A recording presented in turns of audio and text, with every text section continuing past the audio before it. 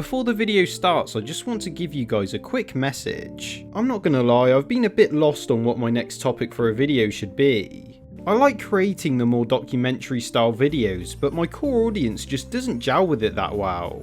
And I'm just trying to strike the balance between making videos that I and also you guys find entertaining. I'm still grateful for the people that have stuck around, and I'll hopefully make another documentary style video again soon.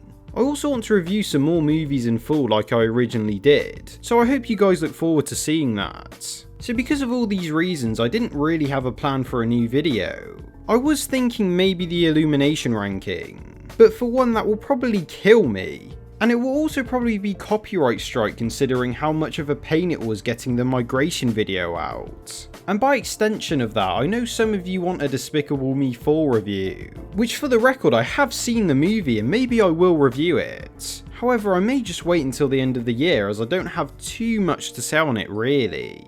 So naturally I kind of pondered a bit, and I thought back to the Shrek 5 announcement. I was thinking about it so much in my free time that I could have easily made a video on it. I've done some extensive CIA level research on this upcoming movie, and I'm gonna be honest, I don't think that this movie's going to be very good. In fact, I think it's gonna be bad. I can already see the comments telling me to reverse birth myself, but please hear me out. Now believe it or not, for a short time frame I thought Shrek 5 was actually a good idea for DreamWorks. I didn't for the longest time, and it's simply because the fourth movie wraps up everything pretty well. I mean, the first two Shrek films explore and evolve the characters in a really clever and entertaining way. The third movie is just a terrible boring rehash, and the fourth movie is actually alright. It's definitely missing some of the comedy aspect of it, but I respect that they were trying to make a more serious movie for Shrek's send-off. Yes, Shrek's send-off. That means he's done. And this finality of his character, you know, him settling down with his kids and all of his main enemies defeated, made me think, yeah, there really isn't much of a point for another film in this franchise.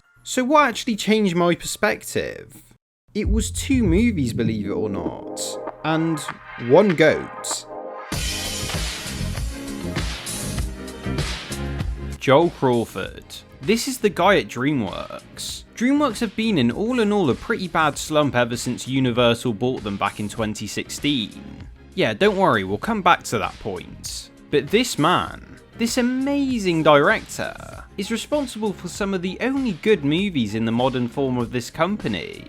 Most of these later DreamWorks films range from okay to absolutely awful. To be honest, the company seems to be a bit all over the place and it feels like the films have been babyfied a bit. So in the landscape of subpar baby films, Joel Crawford stands single-handedly with making a couple of incredibly solid DreamWorks movies, which in my opinion surpass many of the fan favourite films. And these come in the form of Crude's A New Age and Puss in Boots: The Last Wish. Because Joel Crawford managed to create really competent sequels to films that were really not that good in the first place. And that in my opinion is a monumental achievement. How many films can you think of where you don't care for the first movie at all, but the sequel is something you really love? It really doesn't happen that often, does it? And I know I'm glazing here, but when you think about it that way, Joel Crawford is a miracle worker. He can somehow breathe life into series and characters that already feel tired. So when I saw that Shrek 5 was sort of teased at the end of The Last Wish, you can see why I was on board for this movie.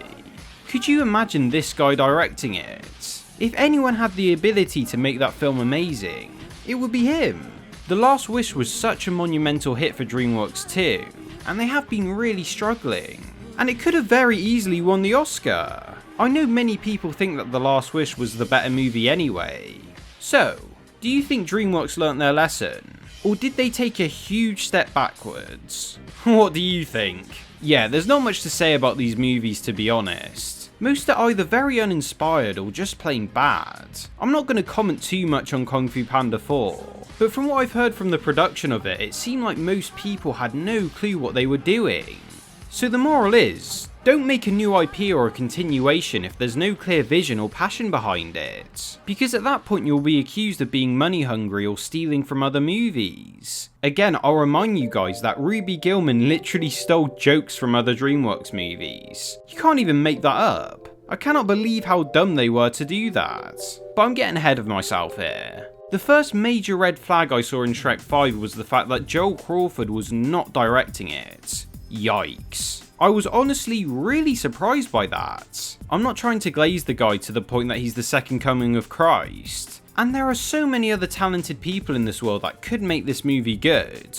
Which is a fair enough point, so who did they actually get? Let's start off with the director, Walt Dawn. He's the voice of Rumpelstiltskin from the 4th movie. He also directed the Trolls films. Oh dear. But to be fair, he did work on SpongeBob in the early years. So I don't think this guy's the worst choice for a Shrek director, as it's clear that this guy can be funny and has some talent. And I do think he did a good job in Shrek 4. And the early seasons of SpongeBob are really great. So my question is, can you really blame him too much for Trolls? They're clearly intended to be for a younger audience, so as long as he doesn't babyfy the 5th Shrek film, it might be okay?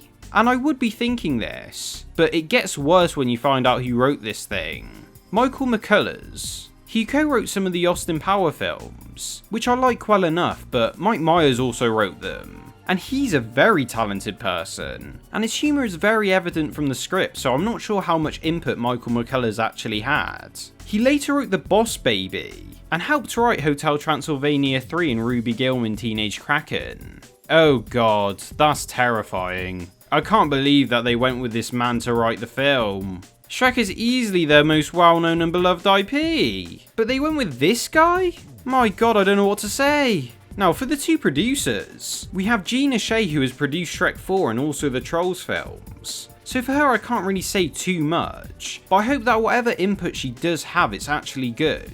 The actual biggest issue here is Chris Meledandri. He's actually producing this movie. He's not an executive producer like he was on Puss in Boots 2. He's a full-on producer, meaning that he will have massive control on the whole project. When DreamWorks was bought out by Universal, that meant that Illumination and DreamWorks were now under the same company. Chris Meledandri is behind Illumination. You see, it's all coming together. The man behind, in my opinion, some of the worst modern animated films of all time is producing Shrek 5. This guy stands for everything wrong about modern animation, making visually dull, predictable films on the cheap to make a quick buck.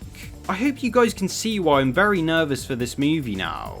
I don't see them salvaging this, to be completely honest. Knowing all this makes me look at the Shrek 5 teaser a whole lot differently. First of all, the teaser has All-Star playing from the first movie, and it also includes the tagline of "The All-Star Returns." This tells me that they're probably going to bank more on nostalgia rather than telling a new compelling story.